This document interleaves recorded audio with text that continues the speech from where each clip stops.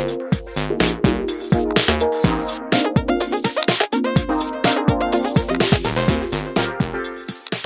everyone, and welcome to Super Switch Headz, the premier Nintendo podcast in all of the internet. My name is Matthew Stoner. My name is Patrick Nisley. My name is David Howe, and we have a very special guest with us this evening. Please introduce yourself. My name is Robert Segovia. Hey! Yeah, look at me. Look at me. Friend of the show, co-owner of Fallout Theater, Robert Segovia. We casually mention your name almost every episode. You're finally here. You're here. I'm here. We're here. We're gonna pretty much ever since I introduced the podcast to you, Robert. I think that we've mentioned you on the show like every single episode. It's really weird because if you listen to a podcast, like I forget.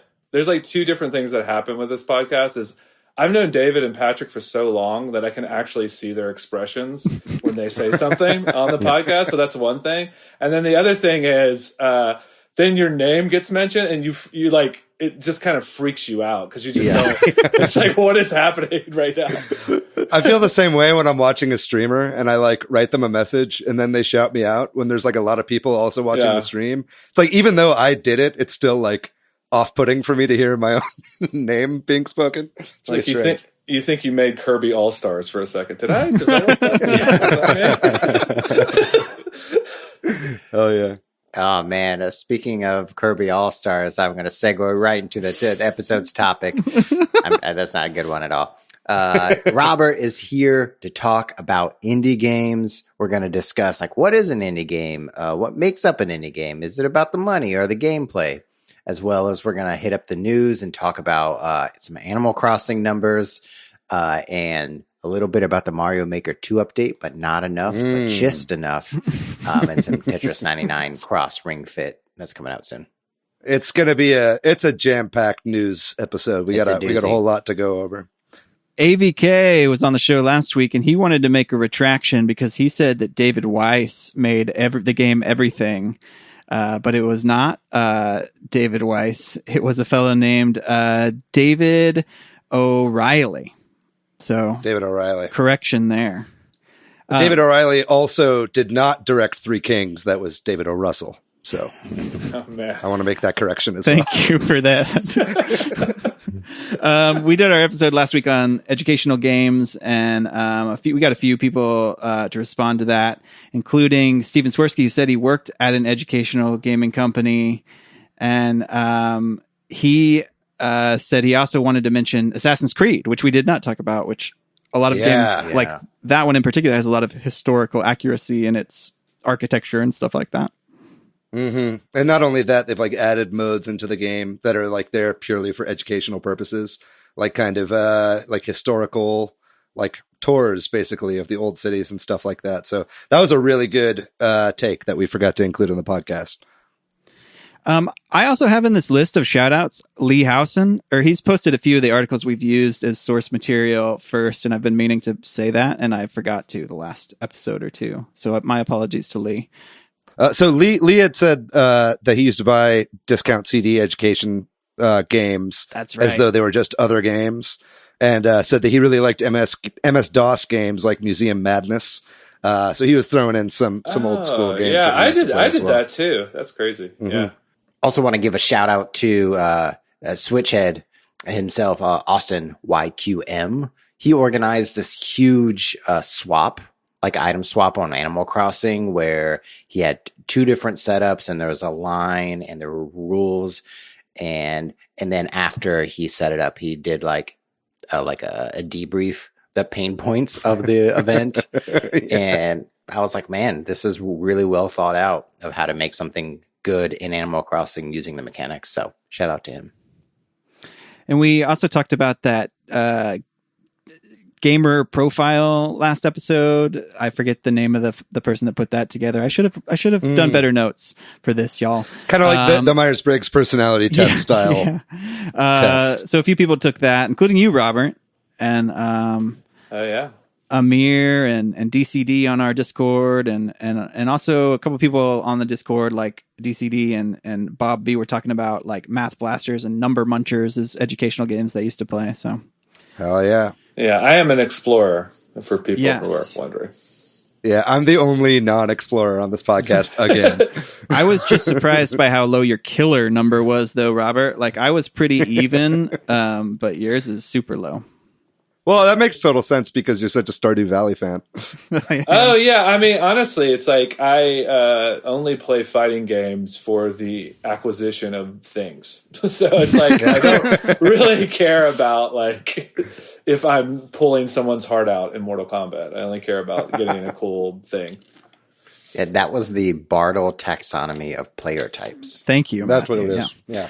And so, if you have thoughts on today's episode or anything we talk about, let us know. We'll give you a shout out, give us a review, share our podcast with your friend, that kind of thing. We'd appreciate it. You also have on here, post a Reddit comment. That's a good idea. Yeah, that's a good one. If you ever see anybody talking about video game podcasts on Reddit, drop us a little mention on there. I'm sure that might help some listenership as well. We'll get into the news and rumors for the week. We got a lot of these, like y'all said. Briefly, Splatoon 2 did get that patch that we kind of talked about last week. Just mostly a weapons balance patch like we expected. So nothing, unless you're really into the game, nothing major there. And then it does kick off the free updates section. Yeah, there will be a lot more updates. A shit ton. There was somebody that came forward about on Vice.com on their gaming section about how they created some software that allows like them to purchase Switches as soon as they come into stock. And so this has been driving some of the limited supply and reselling and all that kind of stuff. People have been using this bot that they've created called BirdBot. You can read the Vice article about it. And use it yourself if you're trying to find yourself a Switch right now or a Switch Lite or whatever. We've turned into a post-apocalyptic hellscape where the only way to get a Switch is by programming your own bot. It's like Mad Max.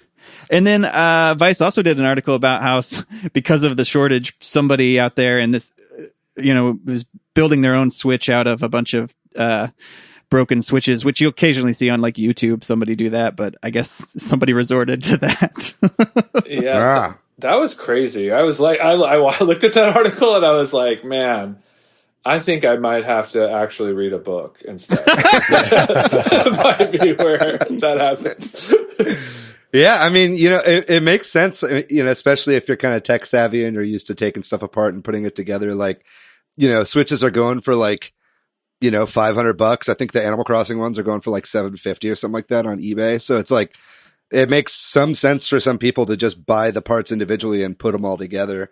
Spawnwave has a really good video, by the way, he kind of went through the list that guy wrote and then tried to actually source all the parts on eBay to see how much it would cost. It ends up being more than the guy said that it was. Like, motherboards by themselves, I think, are going for like $250 or $200, which is insane because a Switch is $300. Yeah. So like, that's crazy. So it's obviously do that at your own risk, but that could be a fun quarantine project, I guess. And then in addition to that, Nintendo has been making some moves to meet this shortage, and they're looking to ramp up production. There was an article about how a lot of their suppliers for the parts for the Switch were reporting that Nintendo has asked for like an increase in production. You can see this article from Nikkei, and some suppliers are even saying that their April through June orders are like 50% larger than they had been from Nintendo and stuff like that. So obviously they're looking to where possible make up this shortage. So I guess don't go out and pay $500 for a Switch right now. Yeah, try to practice a little bit of patience if you can.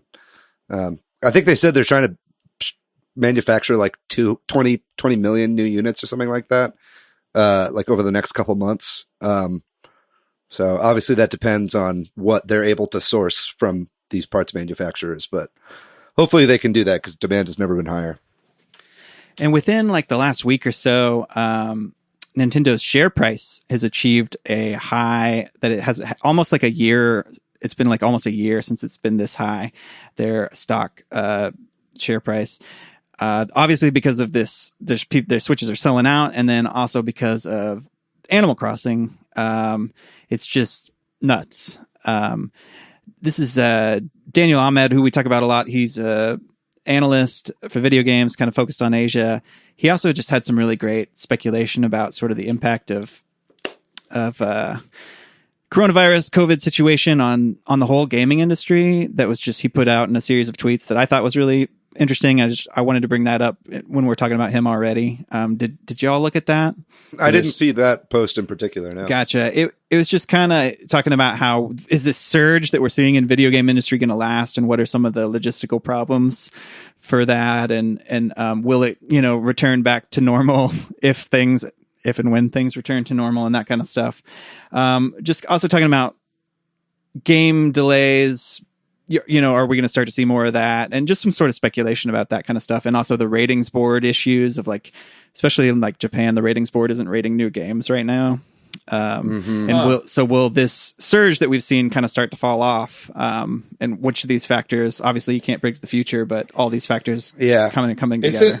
It's kind of interesting. I mean, it kind of is interesting because we're going to talk about this in the indie games thing too, where there'll probably be a lot of folks with hardware going, okay, what do I play after Animal Crossing? Exactly. Yeah. And so to me, it's does that mean that Zelda and, some older Mario Odyssey become big sellers again because of that? Or does that mean whatever the next AAA game is the one that really benefits of we just want a AAA game. Please give us one. We don't care what it is. That's the next big hit is ARMS. This is ARMS too. The genius of ARMS. For my money, and I'm not an economist, so it's take this with a grain of salt. It's just kind of my opinion, but it's I feel like it's got to even out to an extent, because it's the same with the film industry. We're not going to be seeing that many movies coming out this year. You know what I mean? And obviously that's in a different situation because you go out into a public place with groups of more than 10 people to go see a movie. Right.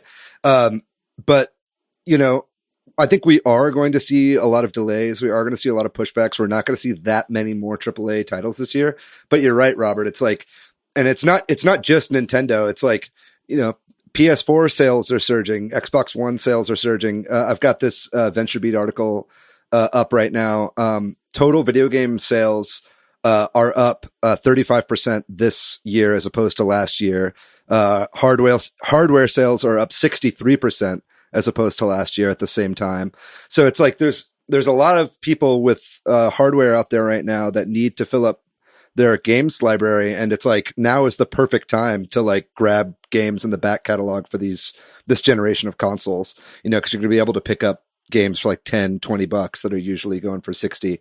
So it's going to be some kind of weird middle ground. I think we're seeing a surge right now, but I think there's going to be an inevitable slump as we're waiting for games like Cyberpunk to come out and whatever is slated for the rest of the year. Yeah. And that makes me want to bump something else we have in the news later on up, which is the PlayStation 5 talk. There's some talk about maybe that getting delayed. And when your point too about people buying PlayStations 4 is more right now than expected. I feel like that might hurt a launch of a new system with just everybody buying things. But there was a Bloomberg article about Sony kind of struggling with the idea of having a limited amount of systems at launch for PlayStation 5 and maybe wanting to delay the launch, but only if Microsoft delays their launch. They don't want to miss out. Yeah. It's like a game of chicken right now with the two of them. I would imagine both would benefit from delaying, but yeah. It's like an Ouroboros or a catch-22, right? Because it's I think that people are probably buying PS4s now, not only because of the coronavirus, but because of fears that maybe they were oh, I'm going to wait for a PS5, but then they don't know if a PS5 is going to come out this year. So it might make more sense to get a PS4 now. And then that in turn is going to give Sony more of an excuse to push the PS4 back. So it's kind of this weird catch-22 moment, I think. Very interested to see how this shakes out for the rest of the year. It's going to be pretty crazy. Yeah, and also the software thing works even worse for the new Xbox and the new PlayStation. They won't have any software. Is that a good thing or a bad thing? I mean, I can remember the Switch in 2017. I mean, I played a lot. You've talked about this over and over, but it's true. Rabbids was like a saving grace when you just we're out of things to play on the Switch, and you're like, oh, Yeah. well, thank God I have Rabbids to play for a while. So it could, even if you launch, it could be a situation where you maybe have 3 top flight games to play. Yeah. I'm down for it, man. I've got such a huge backlog that it's like I could use a few months to just kind of comb through the games I already got before Cyberpunk comes out, you know? In unrelated news, I guess, Eurogamer has an article about this. I feel like I've almost brought this up on the show several times. There's been all these anecdotal reports of people having their Nintendo accounts hacked, and I keep seeing this on Twitter and on Reddit and places like that. And Nintendo even tweeted out a thing in the last week or so that was, or maybe it was earlier this month, saying, you can enable 2-step verification on your Switch, which everybody is like, well, do they know about what's going on? Was this an official, like data breach where people got passwords or something? I think they would technically be breaking the law somewhere in Europe if they didn't report that, but that doesn't mean it didn't happen, I guess. Everybody here, I guess, if you checked your account, if you in your credit cards, nobody's here has been hacked, right? No. Not to my knowledge. I don't think there so. There is like 2-factor authentication that you can do for the Switch that I think Nintendo has like come out and said like, hey, you should enable this. Right. Yeah, I think everyone should have 2-factor authentication. Yeah. Yeah. Yeah, I was kind of, set it up. honestly, I'm not smart enough to know, but it was kind of shocking when I was like, the Switch, we don't already have that. I don't even know why I thought they did, but I was just like, what? It's not on, it just doesn't automatically come with them. What? Yeah, you got to set it up. Yeah. Yeah, I just did this with my Steam account. I've had my Steam account, since early 2000s, and it was password only. And I was like, oh yeah, I've had the same passwords since, 2004. You use the mobile app for that, I guess? Not just on a computer. Yeah. Someone's definitely hacked into my Steam account. I've gotten hacked into on my Steam account. Man, I forgot my password to my Steam account. I can't even get into my Steam account, so I'm pretty sure it's safe for the time being. Unless somebody changed my password. Yeah, you're hoping some Eastern European person hacks into your Steam account so you can access it now. Yeah, buys a bunch of trading cards with it. And now might be the point where we get into the rest of these updates. It looks like there is, like Matt said at the top of the show, a Tetris 99 Maximus Cup coming up in a couple days, April 24th. Let's fucking go. April 24th through 27th. And this is a Ring Fit Adventure themed one. What do you think? Right. What do you think that Ring Fit skin is going to look like?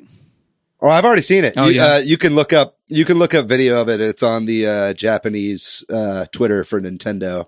And it looks pretty, it's fine. It's just another skin for Tetris 99. I'm just glad to see more like themed events. Like it doesn't matter. It matters so little because I only ever use the space theme anyway, but I like to have them all. So yeah, you can earn your, 100 or $10 if you're good enough, in the game. That's right. And that's this weekend. It's starting on the 24th and goes through the 27th. And then, Mario Maker 2 got a big update announcement, and this is huge, y'all. There's a lot to talk about here, but I think we're going to talk about this in depth next week. So maybe we'll just give the highlights of the update and kind of initial thoughts. Yeah, maybe just like the major features that are coming in, because basically we're recording this on a Tuesday night. The update drops, if you're listening on the day this comes out, it comes out today.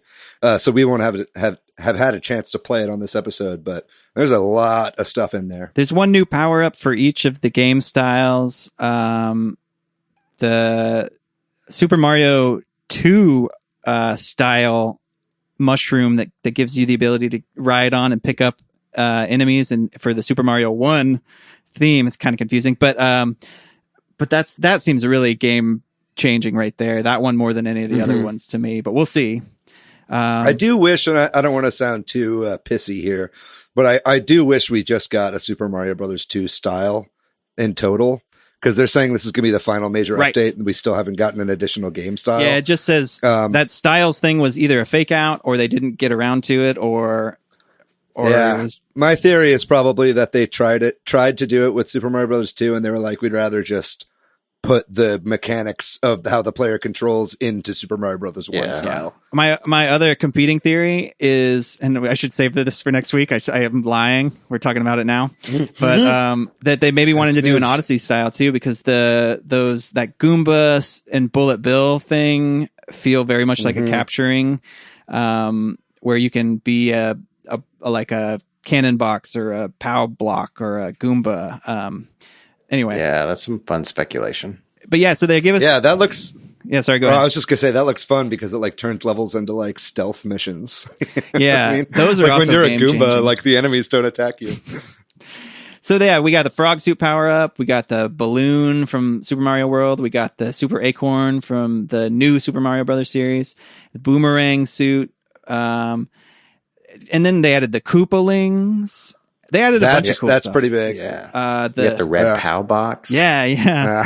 But we haven't even gotten to right. the biggest So- one yet, which is like the real game changer. The real game changer is the world builder. So you can string levels Yes. together, and you can string, it looks like 8 worlds together in these maps, 8 maps that all kind of connect. Presumably, we'll see, with a total of 40 levels. That's right. You could do 5 levels per world and have up to 8 worlds. Yeah. So crazy. And you can share these online too. So like you can finally download like full games from people, which is something I've been doing anyway. Like I follow a few level creators where they just like number all their levels Yeah, 1, as 2, if it's a world. whatever. Yeah. Yeah. So it'd be cool to play this with like a limited number of lives where the coins carry over to each stage. You know what I mean? Like, it's going to crack this game wide open. Yeah. Very excited. Pretty exciting. And like we said, we'll get into it big time next week. Any other thoughts about any of this before we move on? Because we can save it, I guess. I mean, this is just a crazy update because we didn't expect it. We didn't expect the world builder. Yeah. And giving that world builder to creators is like allowing what the game is delivering on, which is make Mario games and not just Mario levels, which is what it's been. It's making a full-fledged like world Mario game builder. Robert? I will say this update is like, I don't have Mario Maker 2, and this has been the most interested I've been in getting Mario Maker 2. Like, it definitely, what Matt's saying is for a casual sort of person, it's like making levels doesn't seem that interesting to me, but making a whole game seems really interesting to me. Yeah. Hopefully that's true, and this gets this game selling better and gets more life to it, you know? Yeah, there's definitely a lot of speculation I want to jump into on this, but I know, like you said, Patrick, maybe let's wait on that until next week when we all have a chance to play the update, because there's a lot I have to say on that case. And then Animal Crossing is getting a bunch of, they released information about a bunch of updates that are upcoming. There's the Earth Day / Nature Day update that's coming. I guess we should say this too before I get into that. There was a big data mine that happened for this game, and earlier this week, a lot of these things ended up being true in this update. There are a few things that obviously haven't come to pass with what they are telling us, and maybe they will, or maybe they are just things that got coded in the game that got dropped. We'll find out. But a lot of these things ended up happening in this announcement. So there was the announcement about the Nature Day stuff, where Leaf's going to come to the island and sell us bushes or shrubs. There's Red, who's coming to the beach in the back of your island. Everybody's like, what is that for? The secret beach. Secret beach, where you can buy art and stuff from him. And then Red is an interesting character because he's like a con man. He's like an art thief that basically like then sells you these art pieces like on the black market. So it's really funny that they have him using the secret beach on a little boat. It's like very like hush shady. hush. Yeah. Yeah, it's very shady. And then the museum will expand to have an art gallery section with these sculptures and art pieces. And that's really awesome. All that stuff is great, as well as a bunch of events for the future, like May Day, where which is, we don't really do a lot in America with. So, but like it's a European thing, but, there's going to be looks like a special mystery island or something going on with May Day. Yeah, and it looks like it's made out of like hedges to form like a hedge maze sort of thing. And one of the big things in that is you could actually see Rover in the background on that island. And Rover is like one of the first characters. It's the first character you meet in the original Animal Crossing game. who was absent from this game up to this point. So that's kind of exciting to have him back. Oh, that's cool. And then it sounds like at the end or in June rather, I'm jumping ahead. In May, there's going to be like a museum stamp thing. And then in June, there's going to be wedding season where you go to Harvey's Island and take pictures of people getting married. Where Catherine Hutchins marries Harvey. That's what. Yeah, finally, Catherine Hutchins can marry that hippie dog. My son loves taking pictures on Harvey's Island, and he's excited about this. So, oh, really? Yeah, he just dumps a bunch of crap in there and then takes pictures. I'm excited for this because I went to Harv's Island like once and then was like, I don't really see any reason to go back there. But this kind of makes it into a sort of a mini game, and so it's cool that they'll be adding that in to the game to give that kind of a purpose. Yeah, and then in addition to like characters getting married in the game, there have been reports online about people dating in our socially isolated space on Animal Crossing, going on first dates using the game. Like Tinder dates. And exactly. As Polygon did an article about some people that had a date on Animal Crossing. That's wild, man. People are doing everything on Animal Crossing. And then, go ahead. Before we move on from that, I just think that I think that it's so far, I have a lot of faith in what Nintendo's doing to extend the life of this game.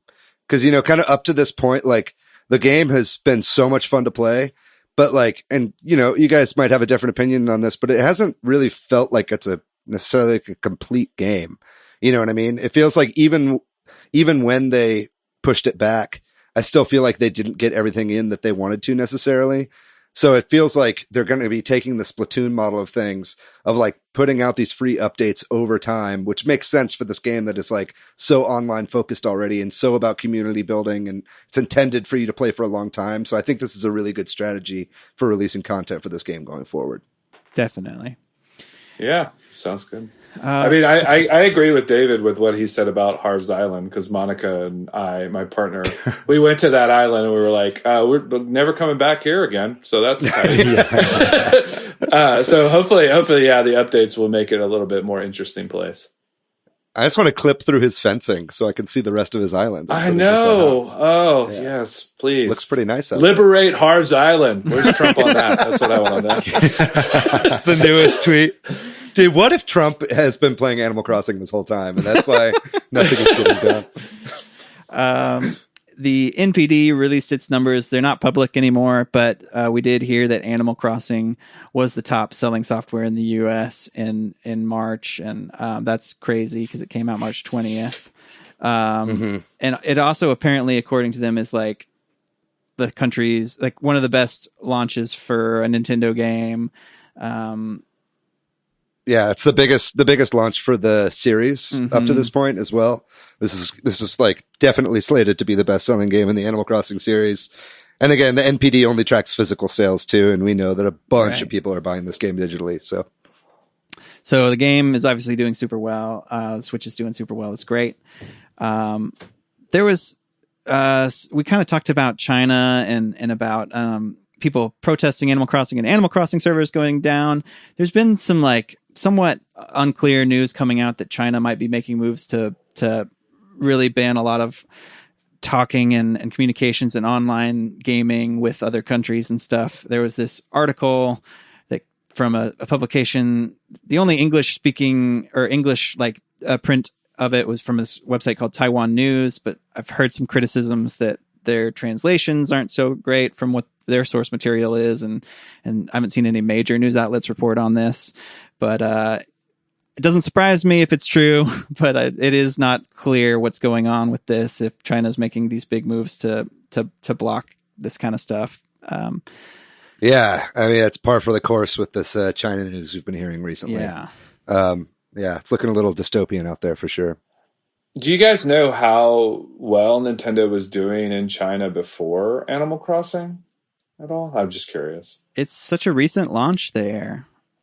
Yeah. Sales numbers have not been definitive out of China, as far as I know. And if you have a scoop on this, anyone who's listening to this, please let us know, because I've actually been curious about this myself. But I do know that the library of games available on the eShop in China is limited. I think they've got like maybe only even like 15, 20 games like available on the eShop out there.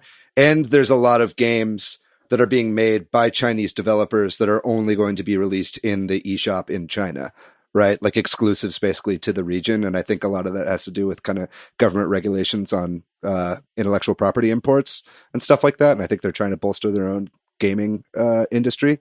So it's hard to say, but yeah, stuff like this is certainly not helping. Yeah, and it makes it even more difficult because games that are released in China are region locked. So you might be able to deduce that a Switch purchased in China might not be able to play other Switch games that you might import into the country. Yeah. There are no Winnie the Pooh games on the eShop, unfortunately. Maybe Disney Tsum Tsum Festival's got some Winnie the Pooh. I don't know. If you know if Disney Tsum Tsum Festival is available in China, let us know. We'll fly to China so we can finally play that game. We will risk our lives. Yeah, to get on a plane. We will fly to Wuhan, China, and play Disney Tsum Tsum Festival. Masahiro Sakurai, one of the main developers for Smash Brothers, has his column in Famitsu, and in this most recent one, he kind of talks about the situation with COVID and coronavirus in the world. So it's not super focused on Smash at all, or at all really, but just it does kind of talk about video games and how that's a comfort in these times, and I guess it kind of talks about the situation in Japan some.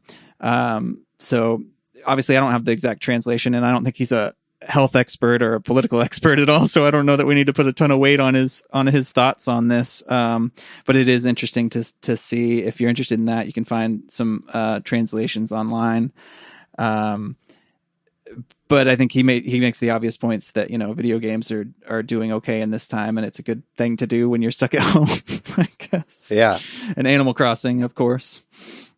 But one article I found about sort of the pandemic we're dealing with that I thought was interesting was US Gamer put an article out about arcades having a tough time, and arcades are already having a tough time, right? I mean, when we're there's like 5 arcades left in the country. Right. Arcades are already doing poorly, though there's been maybe a resurgence or like a more, or finding its niche a little bit more. But CC's doesn't count, Patrick. Okay. Never mind then.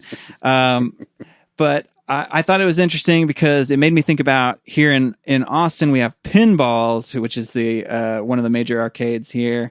And I was kind of curious how they're doing. And there was like a news article I found locally that they were doing like you could rent their machines and in order to kind of help them. And the US Gamer article kind of talked about too a lot of fundraisers for this, which is true for so many small businesses and businesses that are suffering. And there's one for Pinballs as well.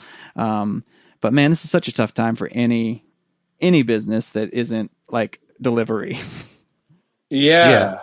Speaking as someone who is in the live entertainment business, yes, it's just going to be tough. I mean, I think Pinballs is an example, and Austin has a lot of businesses. Vulcan just closed, which was a video rental store. America, the world, we have those still. Austin's a weird place because some of these businesses have survived, where they've died in other places, and I will talk more about it during the indie game section, but arcades are a huge part of, the development of indie games and just sort of the development of games in general. So while they've been going down for a while, it is sad because there's just certain types of games that wouldn't have developed at all if that wasn't a platform for people to use. Mm-hmm. Yeah. I mean, this is crazy. It's like arcades is a huge part of growing up for me. And like, I want to share that with people. And when people come into town, like I take them to Pinballs. We'll go get beer, and we'll go to the original Pinballs location because you can only bring in one drink at a time. But we, rules aside, it is weird because it's part of my culture and, part of like a Japanese culture to like hang out at an arcade. That's where you meet friends. So it'll be weird to see how like the groups that circle around like arcade culture, like Arcade UFO here in Austin. Yeah. With the FGC. Like where do those people meet up at? Maybe that's online or.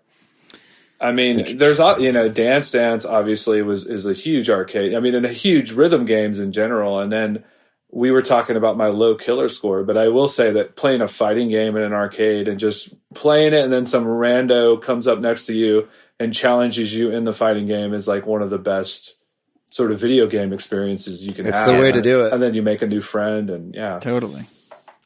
Yeah. It's definitely a hard time to be a business where everybody comes into one space and touches the same shit. Yes. Or sits in close quarters. Yeah, exactly. So then, HAL Laboratories, the developer, has been around for just turned 40 years. Their 40th anniversary just happened, and Famitsu magazine did a big special on that, and there was various things in there, but Miyamoto was one of the people who kind of talked about it. And he kind of talked about the history of Iwata being, I guess he was president over at HAL, and then before he came to Nintendo proper. And obviously that's where Sakurai got his start as well. Yes, and Sakurai. And so you can read about that. It's pretty cool. And also they interviewed some of the people involved in the Kirby series, and they kind of hinted at a variety of Kirby games are coming up in the future. That was one of the things. Oh yeah, what was one of the games they talked about, Patrick? Well, one of the individuals said he really wanted to make, which doesn't make it clear if it's actually happening, a non-action Kirby spin-off game.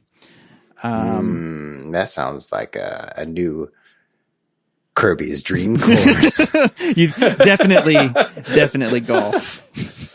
Crickets. Matt will buy that if it happens. I will. I'd get it. I would get a Kirby's Dream Course too. Matt doesn't believe it, but I do like Kirby's Dream Course. I don't believe it, dude. Don't do that to me, dude.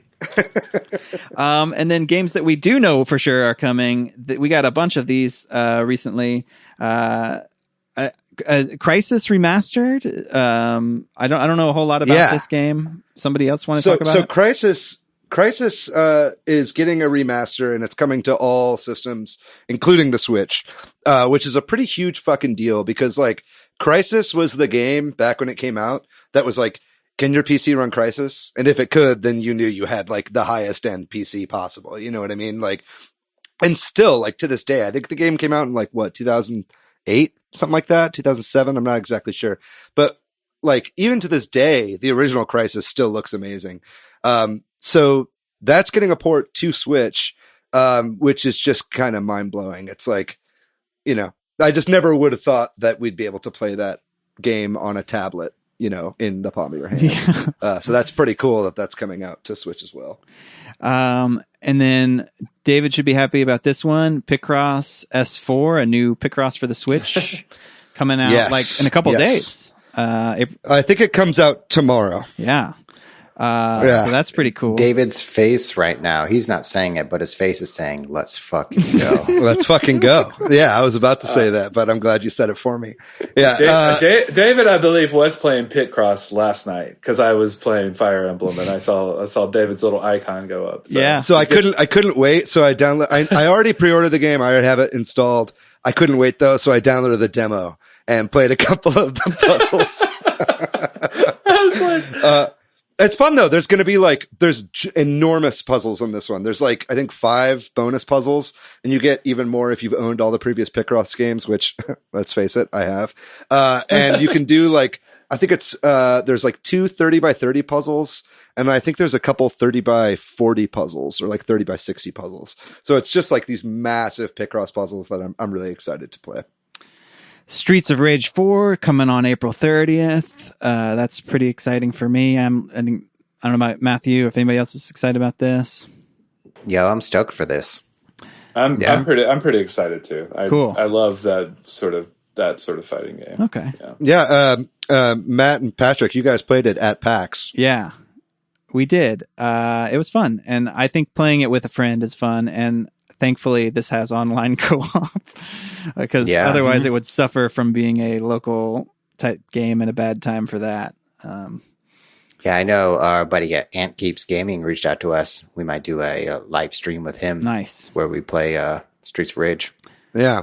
And hopefully you can do 4-player co-op. I think it might just be 2-player online. I think co-op. you're right. I think it's for local only, but I'm not 100% sure about that. But I believe there's we'll switch off who plays with the other controller. And then Star Wars Racer got a release date of May 12th. That was shown off in the recent Direct Mini, but now has a date. Very excited about that. That is not that far away. I'm counting down the days, honestly. Yeah, there's a lot of games right there coming out to look forward to. But if you need something now, there's lots of sales going on. And I think in particular, we wanted to point out Celeste is on sale for like $5. That's right. Celeste is one of the best indie games ever made, probably. Honestly, it won Indie Game of the Year. The year it came out was up there with the other like AAA games as Game of the Year. The year it was released. $5 is an absolute steal for this game. If you haven't played it yet, you owe it to yourself to play it. It can be a little bit challenging. Don't let that put you down. It's got a very robust difficulty slider that makes the game very accessible for all different kinds of players. It's worth playing definitely for the gameplay, and if not that, then the story is incredible as well. And we talked about it a lot on our difficulty episode because it's a great example of a hard game that does it right, where you can instantly retry. There's the death animation and stuff like that is super fast, and you get great spawn. You're right back on the screen you were on, and that kind of thing. So. Also, Greece reported they sold over 1 million units. So that's another indie game that's done well on the Switch and in other platforms too, and kind of use that as our transition point. I know you guys didn't love that game. Did y'all ever go back to it? No. But obviously, a lot of people love it. I have a friend who loved it a lot. I'm happy for the developers. I'm happy for Devolver Digital. Hey. It's definitely an experience. It's worth playing. It just wasn't for me ultimately. 1 million Grease fans can't be wrong. Yeah, enough to where they made a Grease 2 starring Michelle Pfeiffer. So. Here we go. Zing! With that, we got to take a break, y'all. We're with so much news. We got to get to our main topic. We will be back to talk in detail about indie games. And we're back to talk about indie games. And in particular, we're going to kind of briefly talk about the history and the definition of what that is. And then kind of talk about indie games in the Switch era and what that means. Because when we've talked about sort of what the legacy of the Switch might be on the show, we've often mentioned indie games as being a big part of it. And we thought we might do a sort of deeper dive into what we mean when we say that. And so I think maybe we'll start off with a definition. Sure. Because obviously, if you're listening to this podcast, you're probably a video game aficionado, and you might already know this. But I think it's anytime you try to get real defining about any genre, there's like there's like a lot of gray area, and I think y'all jump in here. I don't want to like define this myself, but like I think in the early days of video games, there were individuals who made games and smaller teams, and they didn't use that term back then. That was just kind of often or sometimes how it was done. But I think it's best understood as a newer term that means the opposite of a large team, right? Like the AAA is the term that's used. Mainstream big budget games where there's a bunch of people. Yeah, those your Call of Duties, Gears of War. So it's not that. Yeah, AAA is like the gaming equivalent to like Blockbuster in Hollywood or in movies, right? And then indie is the same as it is in filmmaking, smaller teams, smaller budgets. And also I think it's not like universally true, right? But like the types of games too, right? Just like an indie movie is usually not an action film. A indie game is very often retro style in terms of graphics and or gameplay. Though obviously there's exceptions to that. And I think you're more likely to see an old school indie game than you are to see an old school AAA game. I wouldn't say that they're necessarily all indie games or even the majority of indie games are retro inspired, but like that's where you're going to see that style of game is in the indie sphere. Yeah. And I think one other big thing to think about is sort of the distribution of these games. Like, this has changed somewhat, and I think you can say the same thing about indie movies and indie music, where like originally these things were made by individuals and put out by themselves, but indie in all these different industries has kind of become its own little sub industry. But they're mostly distributed digitally. There's not as often physical copies of these games. They're often a little bit cheaper, and they might be self-published when that became an option. And we'll get into that with the history a little bit, about how they're distributed. And then now you also have places like Devolver that publish indie games, and are well known. So it's kind of a weird thing where, it's similar to music, right? Like where indie used to mean opposite of mainstream, but it kind of is mainstream now, Well, there's a whole, I mean, the music thing is good because I'm hip hop, right? It's like at one point, all of hip hop was basically, even if it was on the radio, was indie. Like there were no labels that were like tied in. And then the Chronic kind of came out, and then everything changed. And then Big Money came in, and it's like, there are periods in video games, I think, like that too, where it's like, oh, okay, there's this thing happening and this huge thing happens. And then you have companies that may put out their first game as an indie publisher. The game does so well that they seem like the big established companies now. But there was a time when they were making their first indie game. Totally. Yeah.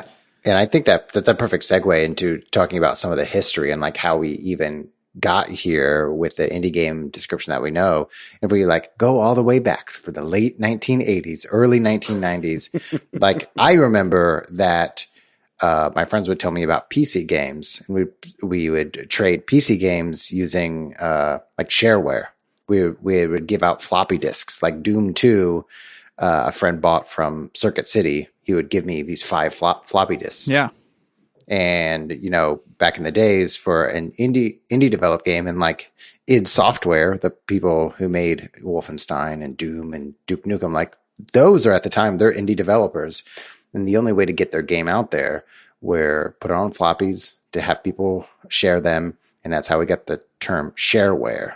And sort of jumping ahead, I guess, like a big jump ahead, but like, so obviously there was big publishers putting out games and big stores, and you would buy them. And we had all these physical copies of games on floppy disks originally, and then on CD-ROMs and all that. But one of the big sort of milestones was sort of digital distribution, right? Like, the Steam store in 2004 or so, I think is when they started. And yeah, but I mean, before that, it wasn't really possible to get an indie game out onto like the home console platforms. Right. You know what I mean? I mean, especially if you look at Nintendo consoles, like back then they had the Nintendo seal of approval, right? Where they had like a modicum of quality control as to like what actually got put in. And not only that, they would have to like license these games out so that then they could use the manufacturing to create these cartridges and stuff like that. Yeah, you had to. So it was just it was impossible before digital distribution, like obviously other than the PC space where I think you've been seeing indie releases throughout all of that. But in the console space, it was really only once digital distribution started coming out that it was even possible for a small team to get games out there because it required so much upfront capital for, Yeah, and to David's point, even if you got it, I remember one of my favorite, it's an indie game, but one of my favorite games on the Sega Genesis was Centurion Defender of Rome. That's a very catchy title. And it's impossible to get because they even got it licensed to the Genesis and they got it made, but there are so few copies of it. Even when I was a kid, I had to go to like a video game rental store in another city just to rent it. I couldn't even buy it. That's how obscure. So even if you got on the console as an indie game, it was pretty hard to get distributed and widely. Yeah, Sega was a lot easier. One of the only ones I can think of for the Super Nintendo was like faith-based games and like Christian games, like Super Noah's Ark 3D, which was like a port of Wolfenstein 3D. Such a bad game. It's terrible, but it's like, they got like the Christian Coalition to like fund it, back the manufacturing costs of all these cartridges and shit like that. Yeah. And I think what we're all saying, like when we talk about the history of indie games, we're also talking about it's a story of distribution. Yeah. How to get your art into the hands of people who want to play your game. And like Patrick, that you said of like, so like Valve and Microsoft saw those writing, like people are making these games. People are making these games on like, shockwave sites, on Newsgrounds, and all of these places, but people aren't making money. And so Microsoft's like, cha-ching, what if we had an online place where console players could get their games? And so that's why, we got games like Braid, which was an exclusive for Xbox Live Arcade. Geometry Wars. Geometry Wars, yeah. Yeah, Geometry Wars, Braid, I think you have on here Castle Crashers, Bastion. Like, these are kind of like, this was like the birth of the like indie game revolution, I think, was like on the XBLA. And it's hard to like imagine this, but I was reading something about like when Steam, one of the first games that was sold through Steam that was a non-Valve game, like they were kind of resistant to do it at first because, why would we let Steam take a cut of our game when we can sell our game on our own website and get 100% of the funds? So it's hard to think that now.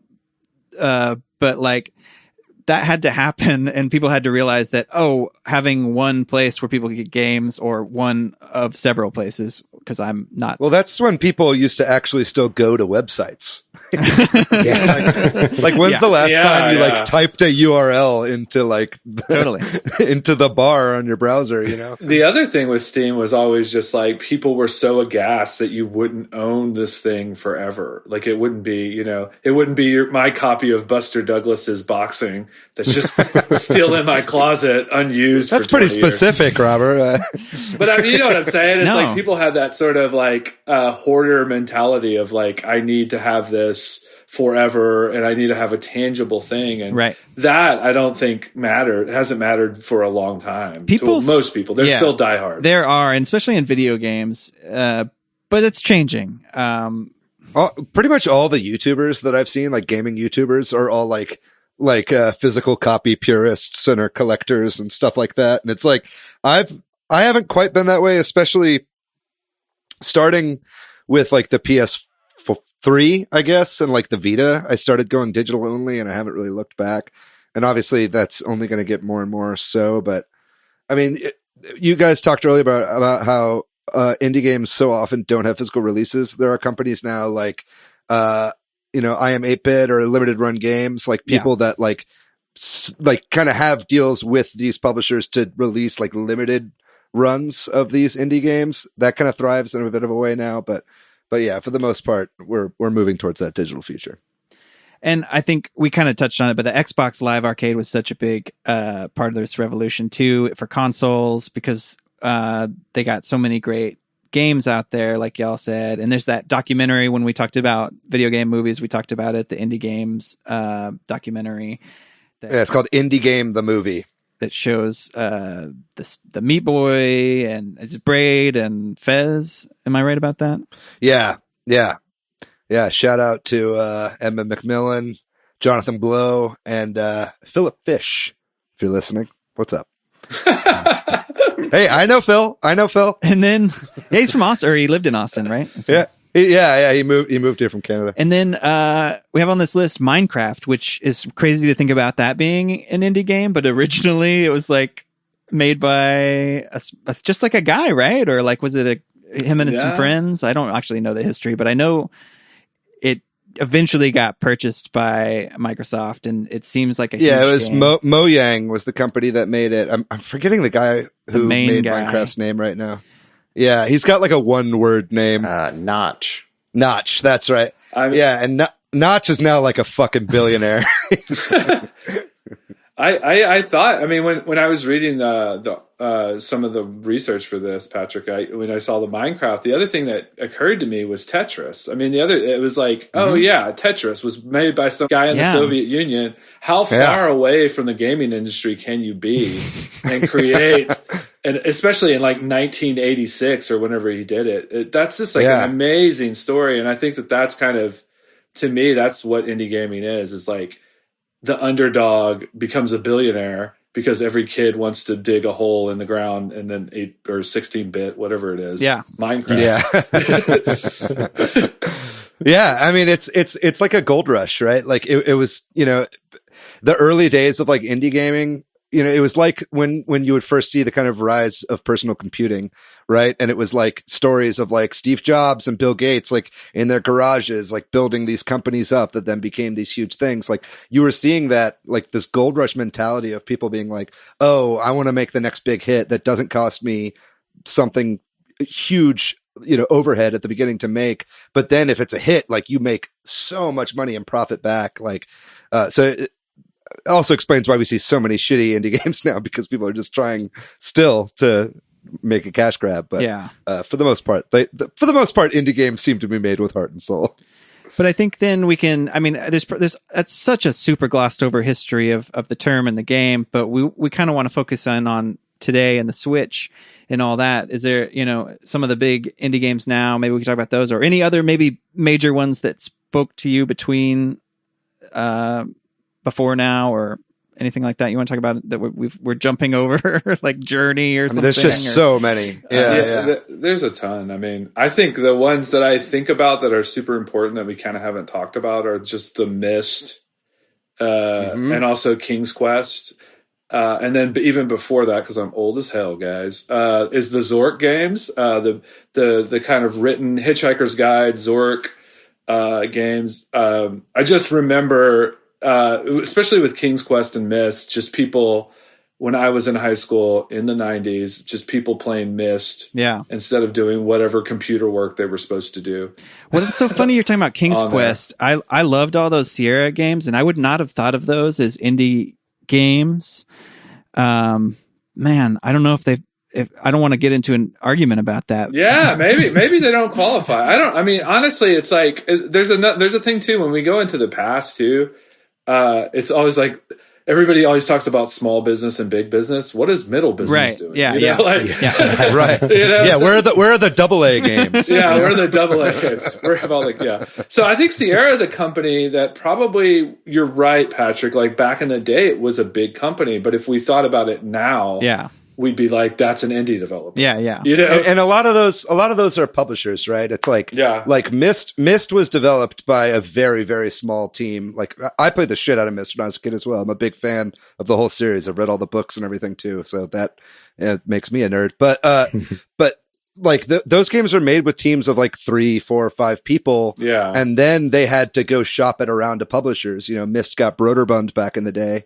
I think that's how you pronounce that. Yeah, I think so. And Sierra picked up the rights. I think eventually Ubisoft picked up the rights, but it's still like, even though there's that gray area, it's the same with music. Like you were talking about with hip hop, like so much of indie is like a mentality or a mindset as you're going into it. You know what I mean? And then it's like, when it gets picked up or not is just like a factor of your success rather than like changing what the actual product is. Yeah. Well, then maybe we can talk about today and we can, or the last few years and then Nintendo Switch. I think it's hard to find lots of exact numbers because depending on the developer and the publisher and all that, they don't always share all that, but especially recent stuff. But from 2017, there's a lot of evidence that a lot of the indie games were selling super great on the Switch, better than on other platforms. Older games were having resurgences, that kind of a thing. And some of that is arguably because of like what Robert, like what you're talking about, like there weren't as many games available. Yeah. So maybe that's why they were selling that well. And you can find a lot of numbers about that era of 2017 to 2018 of just how well they were doing. What do y'all think? Do you think that was exclusive to that time, or do you think that games are still doing that? There's been some more recent games like Celeste and stuff that have sold really well on the Switch. Do y'all think that was just because of the low amount of games? Yeah, I think there's two things really. There are a lot of the stuff I've read is about the amount of games, which I think is a big deal. And I just don't think the Switch is ever going to catch up with Steam. I can queue through Steam and it'll tell me 30 different games in each genre that I might like to play, and so it can become overwhelming, like it's just, what do I even do here? But somebody, I think it was Ryan Upchurch in the Switch Headz group or in the Discord, was like, I've had a Mac this whole time. Yeah. So I can't play these games until I got a Switch. And I think that's a big audience too that people don't really think about. I'm like that too. I'm not going to go buy a PC game just so I have an indie game that's not on the Switch, but I'm really into politics. So there's this game called I think it's called Political Elections. It's really not good, but it came out in 2004 and I got it, right? It's an indie game. It's like on Steam. And I've been waiting every election cycle for it to be on Mac. And this is my year, guys, 2020. It's time for that 16-year-old game to finally get ported to Mac. Yeah, it's like the 2020 version. They just update it. It's like such a poor game. They just update it with the new candidates. And I love it to death, though. It's like a Risk elections game that's 21 turns. And I play the shit out of that game. So like just things like that. When you see something like, I know that me and my partner played Undertale a lot. I don't know that I ever would have discovered Undertale in the vastness of the Steam platform. You know, as popular as it was, I think something like a Switch, where it's one of the 5 indie games they're featuring that month, it's a big deal. Yeah. Yeah. I mean, you hear lots of anecdotes from indie developers, and I unfortunately don't have any of these on hand at the moment, but like games that, you know, sold more copies on the Switch platform than they did on PlayStation, Xbox, and PC combined. And, you know, and we've talked about why that is before. And I think that for a while it was because the Switch's library kind of took a little bit of time to take off. So it established itself as an indie platform early on. But you don't really see that slowing down. I mean, it's, you know, there's the volume wise now, there's like a fucking bazillion games on the Switch. It might never reach Steam, but it's still like impossible to sift through everything on the Switch at this point. You know what I mean? Like the eShop could actually really use an overhaul, but still you see people flocking to the Switch for indie games. And a lot of time it's because these games aren't, you know, big powerhouses that you need, you know, a PS4 or an Xbox or a gaming PC to play. And yeah, the portable nature just lends itself to indie games like quite often. Yeah. I think that gets us to one of the points, which is why are indie games so successful on the Switch, which you just talked about, but a couple of the big issues, right? Like the handheld, it's just so natural to play these more retro style games in handheld, or to have it feels right, you know? And then it's not the most powerful console, but it doesn't need to be for a lot of these games. And I think, Robert, you're kind of hinting at this too. Like or you're talking about it when we were talking about Animal Crossing, like what are people going to want to play next? The Switch, Nintendo consoles in general have sort of a more casual or family oriented, demographic. And I think that now that demographic is being exposed to indie games, maybe, you know, like, that maybe might not have been because they weren't on Xbox Live Arcade or whatever. I just think that it's a portable experience. Another thing we just haven't mentioned yet is that indie games are shorter usually. So if you just want to kick out a 20-hour game instead of a 60 to 100-hour game, that's where they thrive. You know, you can, one game that I love that ported to the Switch, thank God, that was really a PC only game is the Banner Saga series. And you can play each part of that 15 to 20 hours and be bad at video games, because I am, you know, so, and probably if you're good at video games, you can probably play them in 10 hours each, you know? And so like, you know, it's 3 parts and it's amazing. And it's like, if you like the Oregon Trail and if you like Fire Emblem, if you like beautiful hand-drawn animation as well. Yeah, if you want beautiful hand-drawn animation and you have, you know, whatever the sale price, like $8 to $15, depending on how expensive it is at the moment on the Switch. I mean, that's the kind of experience that maybe you've been playing, you know, like Animal Crossing for 120 hours, and you're just like, I just want to play something that I can finish and feel a sense of accomplishment. Right. And I think another aspect of that as well is, and this is something that the current iteration of Nintendo's eShop has really taken from Steam, is just like nonstop sales, right? Like that's something that's really, really helped indies in the computer space. And that's something that Steam is known for, is like their seasonal Steam sales where you get games for just like dirt cheap. And like Nintendo has been so historically stingy with their prices. I mean, even with the Wii U, like indie games, you would hardly see them discounted ever. And you never see Nintendo first party stuff discounted, although we're seeing a little bit of that more these days. But you can pick up these games if you are able to wait like a couple months. You can pick up a lot of these indie games for like $5, like Celeste, you know, and be able to play these really fulfilling experiences for, you know, pennies on the dollar. I think that gets into an interesting point about indies on the Switch too, which is the pricing question, because you have a great point there that if you can be patient, a lot of games will go on sale. But you do hear people complain because games cost more on the Switch. Of not just indie games, all games, all these ports that we're getting tend to cost a little bit more on the Switch than they cost on other platforms. And I think that's Burnout Paradise. I think that's because of the demand. People want to play these games portably and they can get away with it. And that's maybe why indie games are doing well and why everybody's trying to get their game on the Switch. But there are sales if you're slow, or if you can wait rather. Mm-hmm.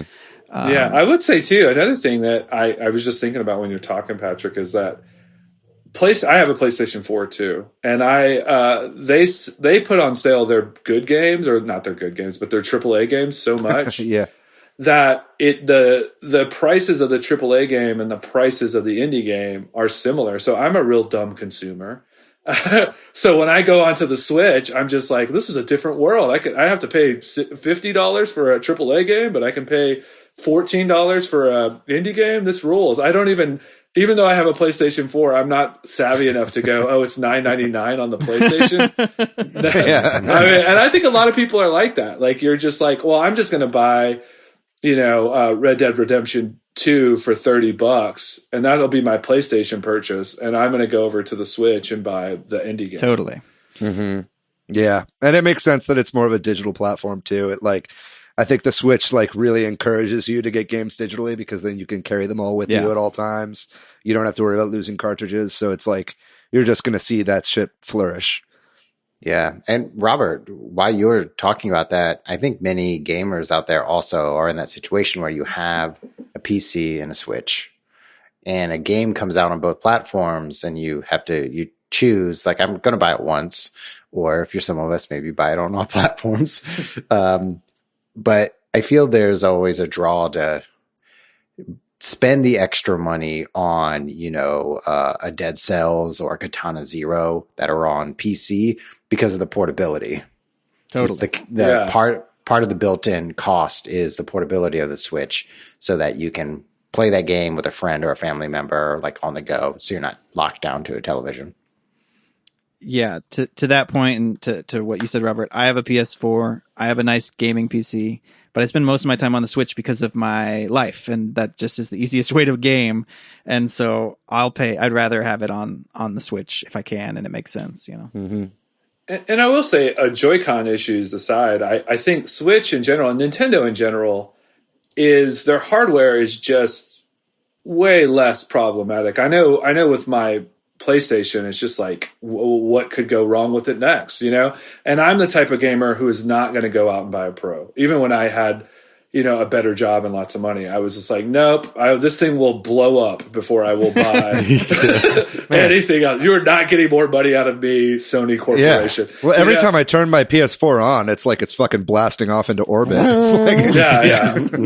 My PS4 is like a ghost that awakens sometimes and just yells at me, and I'm like, what is happening? So I think that and PC too. You can have a PC rig that is working great for a while, and then it just kind of goes on you. I think Nintendo may have a lower bar for graphics and stuff like that, but the hardware I've always found them, all their systems pretty stable, Mm-hmm. Yeah.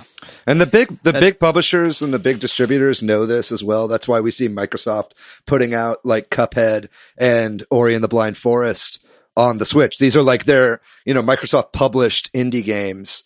But they're like, hey, we got to put this shit where the market is. We know this is an indie machine.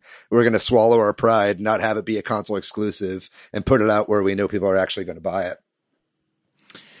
And then one other thing I didn't want to mention, I know we probably should move on relatively soon, but the whole support of indies that Nintendo has done with their Indie World and previously Nindy's presentation and stuff like that. Obviously, they've been giving a lot more support to indie games and making them more visible in this console generation than in the past. And they've been getting all these exclusive and timed exclusive deals with indie games, which must be of some benefit to both parties. It gets them more visible, I guess, as well as maybe they get a better deal. I don't know. But we have to talk about that. They've just done a really great job with that. And everybody's excited to watch those presentations. Yeah. Yeah. Not to bogart the conversation too much, but I think that Please. timed exclusivity and licensing agreements vis-a-vis like Xbox Game Pass, like games that will go exclusively to there, to where, they're getting money from these big companies just to host it there for free, or free, quote unquote, for a subscription price. Like that's going to be the future of, indie game distribution. It's a lot more of like, hey, we need to have people on our team that are going around to events like GDC and E3. And that's why these events are important in a time of COVID. That's why people in the games industry are scared right now. It was because these events are important for them to go to and make these relationships and give them a chance to actually get on their platforms. Because there's people out there that just can't afford Switch development kits. There are people out there that are putting indie games out on the Wii U still. You know what I mean? And it's like, it's still hard to get out there. And so it's like stuff like these indie directs and these timed exclusivity deals and Xbox Game Pass, they're clutch for indie developers these days. And I just want to hop back to something that Patrick, or I think it might be been Matt, said about just Xbox and Cuphead. It's like one thing in the marketplace that helps Nintendo and Switch, I think, is that Sony and Microsoft are so hell-bent on killing each other that they've almost like ceded so much ground to Nintendo. I mean, yeah. I'm old enough to remember that the Wii saved Nintendo from not being a console anymore, and so, or making hardware anymore. So it's kind of a good place that Nintendo's in. That PlayStation and Microsoft is like the enemy of my enemy is my friend sort of thing. That they're sort of willing to just develop and go, oh yeah, the Switch is that's not our problem. That's not going to be a bad thing for us. It's a good place for Nintendo to be, for sure. They've given up on portable gaming, which is insane to me. Every time I think about it, I see these huge multi-million-dollar Microsoft and Sony things, and I'm like, but we don't portable gaming. Yeah, that's stupid. Why would we do that? You guys want these beautiful controllers that have no lines. It's like, what are you talking about? Well, yeah, I mean, you see it from Sony with the Vita, right? It's like the Vita was a great system. Yeah. And it's like, the moment it started not doing super great in America, Sony just dropped it. They were like, fuck it. It's never going to take off. And it's like, if maybe you put a little bit of time and effort into it. Cause I mean, before the Switch came out, the Vita was the indie machine. Right? Like I played so many indie games on my Vita. I played Spelunky on there. I played Binding of Isaac. I played like all these Devolver games and Vlambeer games. And it's like, that's the market for indies is always going to be in the mobile space. And if Nintendo's got that market cornered, they've got it. Yeah. I'm just going to throw the marker down, guys. Not being in portable gaming is stupid.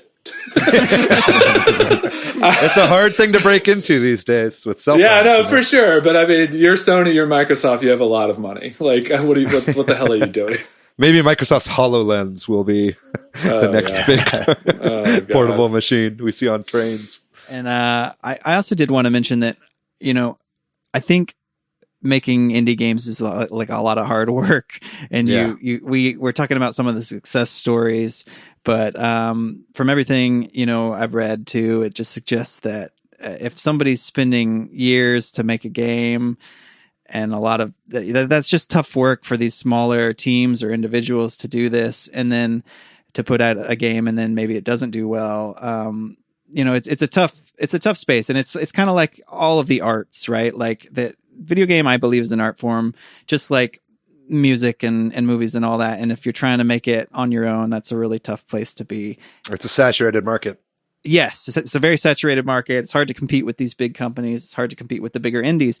And when we were at PAX South, we were talking about that one guy outside, and he was like talking about some panel where somebody was like, "Hey, who in this audience, this huge room, is playing a game they were playing more than a year ago?" And only a few people raised their hands. And then he's like, "So the point I want to make is that if it's taking you more than a year to make a game, your audience is already, you're not going to make your money back or whatever. Like, not that I think developers should rush games. It's just this kind of, we live in a society where what makes money counts. And, I don't know. I'm kind of rambling. So, that's okay. Well, what I would say to your point, Patrick, and we can't, David and I have chatted about this a lot, but the 1 cent to 5 cent games where people are just trying to get their name out there. And I've played so many bad games, and I've also played so many great games just experimenting with using gold points to get those games. So Conduct Together, we were playing that a couple nights ago, and it was amazing to play with your partner. It's such a fun game to play with your partner. Another game that's sort of a mystery, murder mystery, weird alien. It's so weird, but so much fun. Earthworms, which I got for like 3 cents. But there's so many of those games on the Switch. And I think to your point, Patrick, these are just developers that are trying to get their name out enough to maybe have that big hit, to have that Undertale or Stardew Valley sort of hit, Yeah. And it's like, it's still hard to get the word out for these games, and it's really difficult. And so it's like, honestly, what I would say is like, if you've been playing an indie game and you enjoy it, there's nothing that a developer of a game likes more than for you to go out and fucking talk about it. You know what I mean? Like, word of mouth is still so strong for marketing for these games. And it's like, especially coming from Austin, like we have so many indie devs here, and like, just, it's so important to just get the word out about games that you're enjoying, and like local on the street, like people talking about what they've been playing really actually sells stuff here. So if you're enjoying some indie games or you've heard something from some friends, buy those games and talk about it, post about it online. It can only help these struggling artists. Yeah, which is why we mentioned Kunai in almost every episode. Yeah. Great game, criminally underlooked. That is a fantastic game.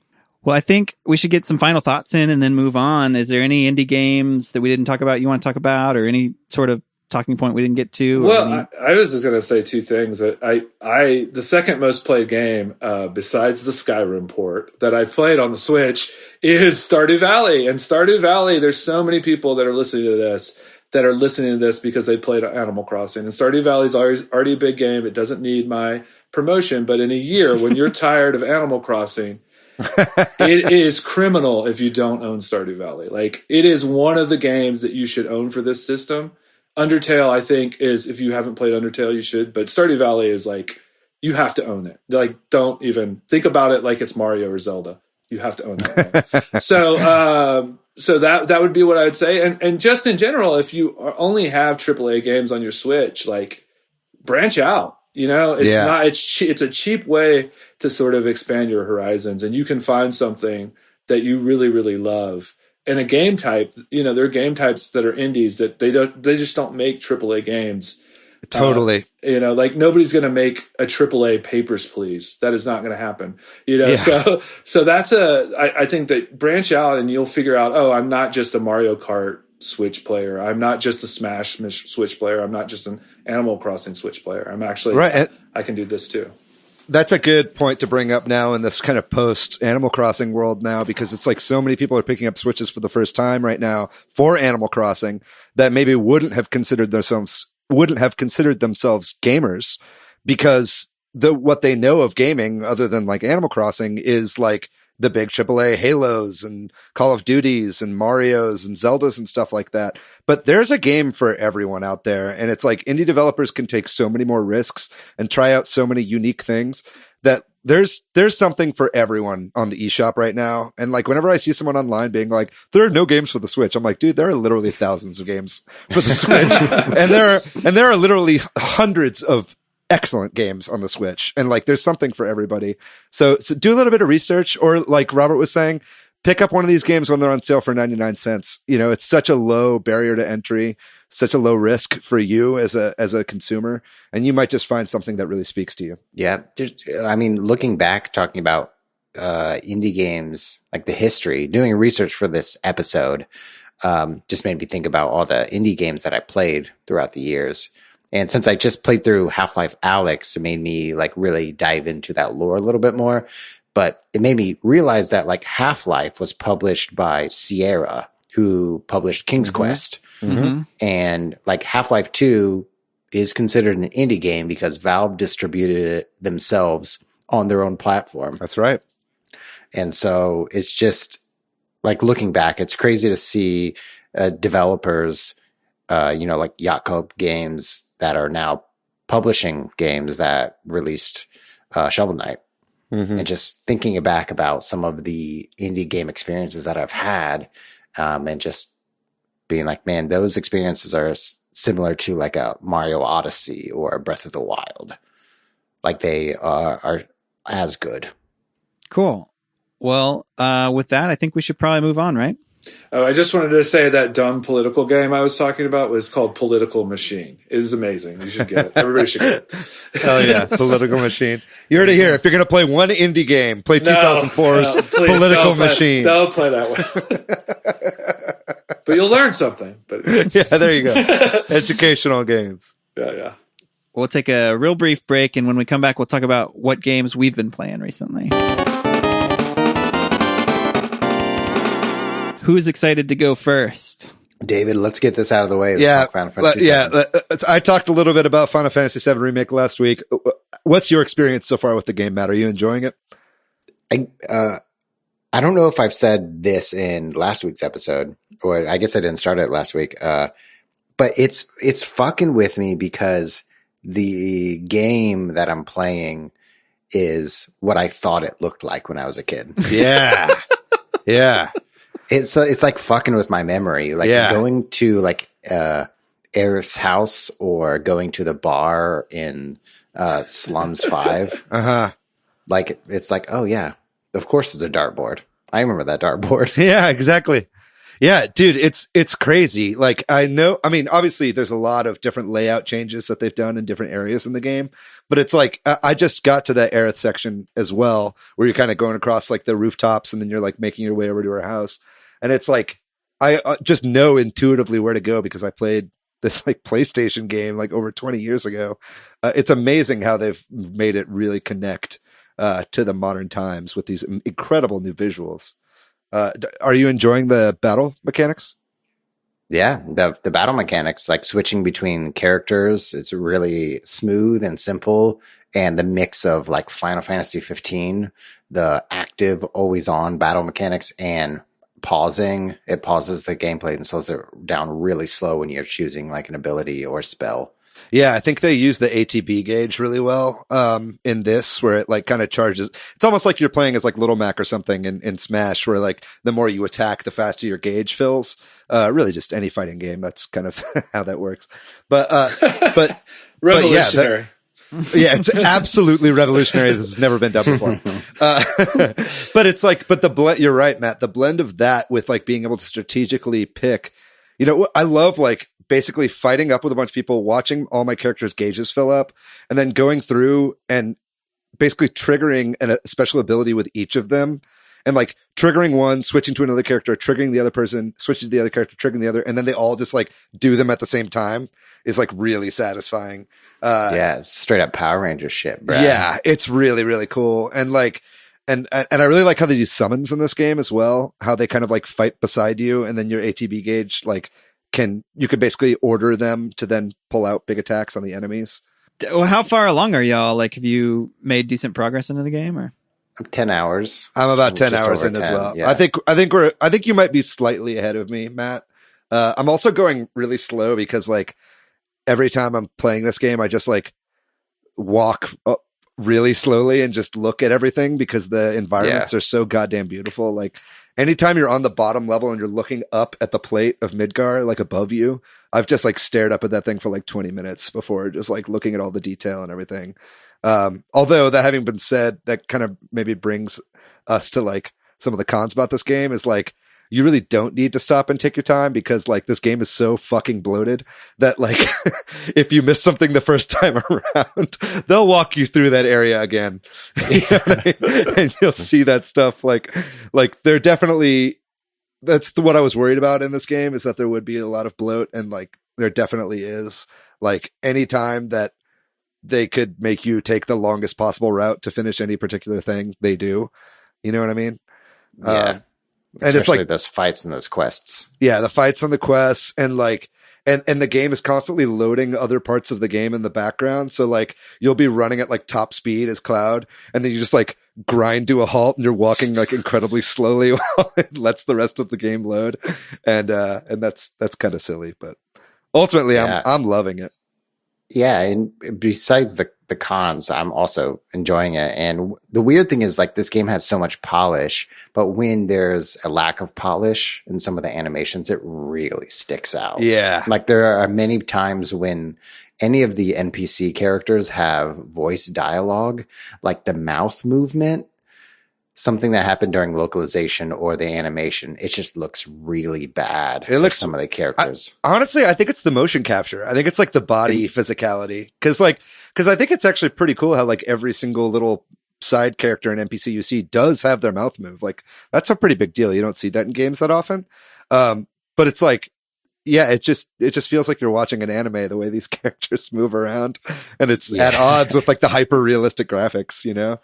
How would you guys compare that to Noah's Ark 3D? No comparison. Noah's Ark is the superior game. I would say it's, in my opinion, better. Hot take. Man, I said it last episode. I'll say it again though, because it needs to be said. The music is like fucking out of this world. Like I think that the Final Fantasy VII remake soundtrack is like probably the best game soundtrack I've ever heard in my life. You know what I mean? Because it's like you talk about how the game looks to you, like how you thought it looked when you were a kid. Like this is what I heard in the soundtracks when I was a kid, even though it was all like MIDI chiptune music basically. And like now that they've got like full orchestras in there, and it's like this kind of procedural music that kind of ebbs and flows with the battles and everything. Like just anytime it hits one of those classic themes, but has like a full like orchestra and string arrangement and everything, man, the music has like brought me to tears multiple times. Like I'm not going to sugarcoat that. Well, have either of you been playing anything else? I mean, other than that and Animal Crossing, or anything you want to talk about, Matt? Or that's it. That Animal Crossing, Final Fantasy. That's it. I've been playing a little bit of some other stuff. I've been playing more Spelunky. Whenever I have my PS4 hooked up, I play some Spelunky. Also been playing a little bit of Super Mario Maker 2. I had picked it up actually like a few days ago, and then this big update just dropped, and I'm like, oh hell yeah, I've been playing Super Mario Maker 2 again. So I'm very excited for tomorrow to play this update and to talk about it next week with you guys. Yeah. Oh, I lied, Patrick. You organized a Smash get together a couple of days ago for us Switch Headz community. Thank you for doing that. And I played some Smash, played a few rounds. That was fun. I'll take that as a segue. On Sunday night, I don't know, maybe about a dozen or so of us played Smash for about three or 4 hours over the course of the evening. People in and out of an arena. It worked out really well. We had a couple of laggy matches, and I was worried that was going to be a problem, but it even smoothed out, and we had mostly good matches. Were you doing free for all 4-player? We did some 4-player, and at the end of the night, we did some 1v1s. Cool. Yeah, and I was really impressed by a couple of people who were really a lot better at Smash than I mean, wow. Chris Hooker, right? Yeah. Wasn't Chris Hooker playing really well? Yes, he's got his Kirby is brutal. Like everybody was like, holy shit, who is this Kirby? Including me. But, wasn't it DCD's Lucas? That was DCD was playing random and kicking my ass. That's always embarrassing. Yeah. And I don't mean to downplay anybody else. There are a lot of other great people playing too. It was a lot of fun. We'll do that again. And I think I was kind of thinking about this. We need to do more of this while we're all isolated. We should probably do it anyway, but have some other game nights too. We did Mario Kart a couple weeks ago, and that was let's do more of that. That's where we just gather and all of us individually play What Remains of Edith Finch. It's an indie game. You guys should play it. I'm going to jump in just because this kind of goes back. I have two major things that I'm playing, but I was just thinking about Smash and the other sort of, I don't even know what it's called, not the fighting part, but the other thing that you play in Smash. World of Light. World of Light, man, that is such an indie game ad to a game, to a AAA game. That is like a classic example of a game that I played an indie game so many times. So I just wanted to say that. But I am mostly playing Animal Crossing, of course. I caught a tuna last night. I was excited about that. Fuck yeah, cool. Dog. Killing it with the tuna. I'm finally playing Fire Emblem. So I am really enjoying that. And so I think I'm almost through part 1. I'm not quite there, but it's been super fun. I kind of knew, even though I was making fun of people in the Switch Headz group that were going crazy about it like 6 months ago, because that's my move. I knew that I would love this game. It was like one of those things that like I didn't want to play until I had time to play it, because I knew I would just be like playing it every night. And it's definitely been like that. I don't have to tell you guys, but it's an amazing game. So you're digging the characters and the story and everything? Yeah. I mean, I think it's like, it's one of those games that's like, it's just made for me, you know. It has tactical strategy and there's politics involved and you have to talk to a ton of people. I mean, it's a real like, you know, Babylon 5 of a game. It's like it's like so many characters, you know. Which house are you? I believe I'm the. Which is your main? Oh, it's Eldridge. What is her name? I can't pronounce Edelgard. It. Edelgard. I called her. I called her. Yeah, I called her Edelard. And Monica made fun of me for a couple of days. It was a great time in our house. You deserved it. Yeah, I do. I mean, that's an excellent game. I need to pick that up and finish it again. Yeah. And the only other thing I'm playing, I always play Civ 6. I honestly, we were talking earlier about buying things on 2 things. I have 400 something hours in Civ 6 on my Mac, and I have looked at it so many times on the Switch and been like, do I need it in another place? I talked about Political Machine, the greatest game of all time, before. And then the other thing, PlayStation 4 gave us Uncharted for free, like all of them. And I was just like, all right, Uncharted, the game I would never play. Let's do it, you know. And that's been kind of fun. It's kind of Indiana Jonesy, you know. Mm-hmm. Yeah, they gave that away with Journey, right? Yeah, and I played Journey before. I mean, that's one of the best experiences. Again, another indie game, probably a top 5 experience on the PlayStation, with right next to, you know, AAA games that I love, like Witcher and like games like that. I mean, Journey was such a great experience. Were you going to say something, Matt? Yeah, you reminded me of free games. I played Just Cause 4 because it was free on Epic Game Store. I played it for like 20 minutes. I flew around on my parachute, blew up a tanker. Yeah. I'm satisfied. That game is a blast. Yeah. Good times. Good free did you have any times. Did you have any other games you've been playing, Patrick? I did want to mention, obviously been playing Animal Crossing and all that, but I did want to mention this, that I kind of been talking about this on the show, but I went ahead and bit the bullet because my son has been using our Switch so much with us stuck at home, and we let him play during lunch and the evenings and weekends. He's taken over the Switch and he plays Lego City, and it's sort of we have to navigate, like, you know, he's in the middle of a mission. So like, hey, you can just pause the game. And then overnight I'm like, but I want to play something. So I bought a Switch Lite. Hey! And we now have 2 Switches in our house, and this one is just mine. And so I'm using it mostly as an indie game, as a place to play the indie games, because it makes sense in handheld, like we talked about. I've been playing Cosmic Star Heroine. Oh, yes, I have that game. That game is awesome. Whenever my son is playing Lego City and I just need to sit there on the couch with him to occasionally give him guidance, I am playing Cosmic Star Heroine on my Switch Lite. And y'all made a joke about playing Switch Lite while playing Switch on the Facebook group, like with James West. But the other night when we were doing Smash and I was like way at the end of the line in the arena, I broke out my Switch Lite. Hell yeah, dude. That's why I don't like watching Hulu or YouTube on my Switch, because I always want to play my Switch while I'm watching Hulu or YouTube. Yes. But Cosmic Star Heroine is a indie game where it's like an old school role playing game, 16-bit style. It's very linear, which I wasn't sure I liked at first, but I get why it is now after playing it more.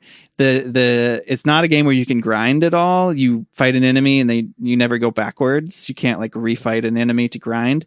It's all about buffs and debuffs and that kind of stuff, which is not a way I've played a lot of role-playing games. I've always just grinded to get my power up. So it's been an interesting challenge, and the story is kind of like sci-fi tropey meh so far, but it's fun pixel art graphics. The pixel art cutscenes are great, and the battle is keeping me into it. So I'm enjoying the battles kind of remind me of Chrono Trigger in a way, and like the way I can see that. You kind of have the enemies out on the overworld, and then you like attack them. Reminds me a lot of Chrono Trigger. That's what made me pick it up. You can avoid them, yeah. Patrick, can I ask you a question? Because I think longtime readers will want to know. Is you ordered 2 Switch lights. What happened to the other one? I have it. They shipped on the same day, so I couldn't cancel one. So not only are you the first host of this podcast to own 2 Switches, you now own 3 Switches. I'm going to take it back.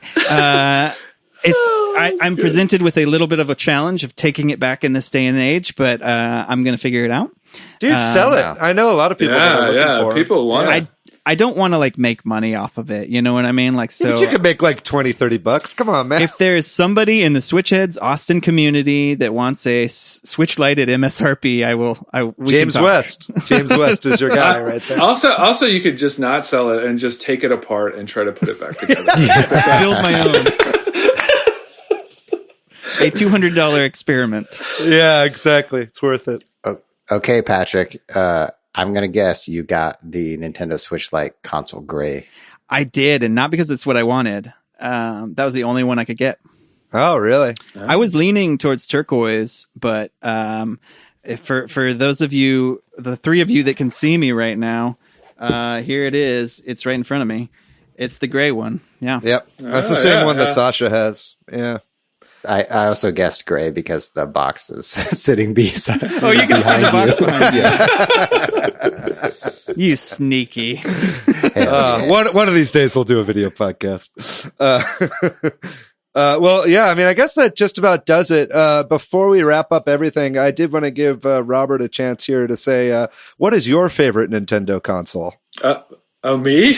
Because that's been an object of some contention with you. Was our console ratings episode? Yeah, well, I'll be quite honest. I was never in the camp of like the NES is the best. I was in the camp that the NES only 3 Amigo idiots would rank the NES last. Ranking the NES last is like ranking Sgt. Pepper the worst Beatles album. Okay, no, it's like it's ranking Please Please Me as the worst Beatles album, which it is. No. I mean, nobody in their right mind in 1,000 years is going to be like, you know what was better than this system that changed the entire landscape of video gaming? The GameCube. No one. There's no one in the world. There's no human being.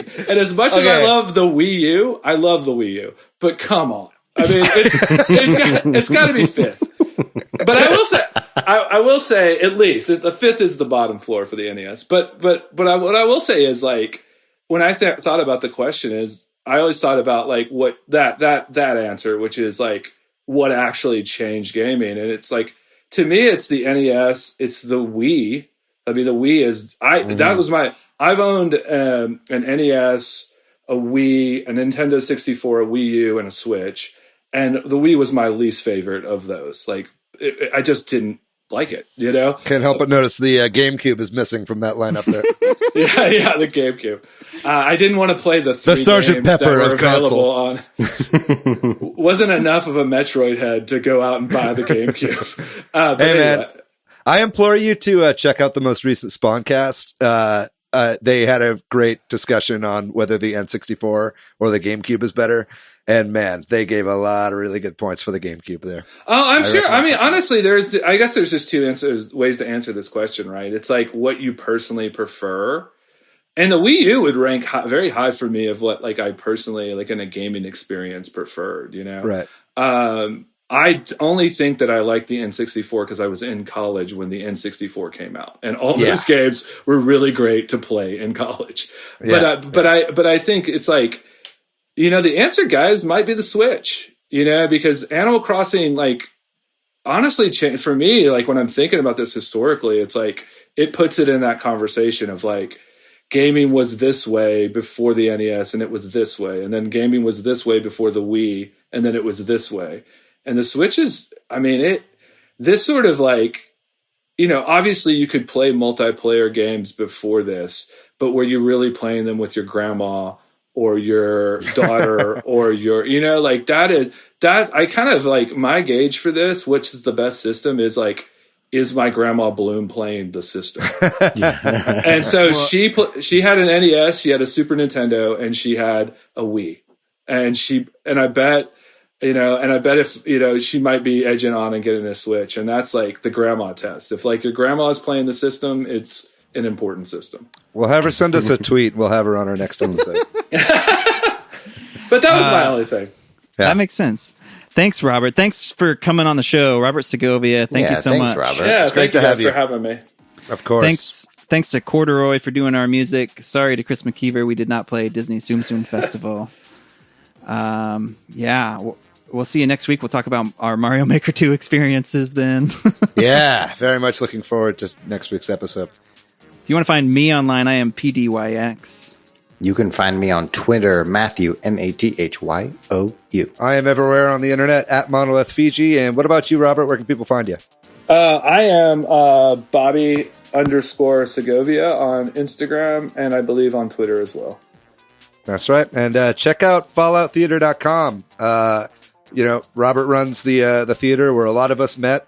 And he's one of the few owners of the theater that runs the theater and going through a tough time with COVID right now, but we're doing Twitch streams and stuff online, and there's programming all throughout this. So go to Fallout Theater's website and support some local comedy there. Yeah, we're selling merch if you want some sweet merch. Very good. That just about does it for the show. If you want to find our show on social, we are at Switch Headz on Twitter, at Super Switch Headz on Facebook and Instagram. Please join our Discord and our Facebook group. Those are both popping off recently. We've just been getting so many new people to the Discord, and it's been a blast discussing games, all kinds of different games, not just Animal Crossing. So sync up with us on there. Like Patrick said, next week we're going to be talking all about Mario Maker 2. It's going to be kind of a post-mortem episode. This is the last update that's coming out, the last major update that they've said is coming out for the game. So we're going to be giving our impressions on it. We'll be having a good friend on to join us for that episode, so I can't wait to show that to you guys. Other than that, folks, thank you so much for listening. We love you very much. Stay safe out there. Wash your hands. We'll see you next week. Bye-bye. Bye. Bye-bye.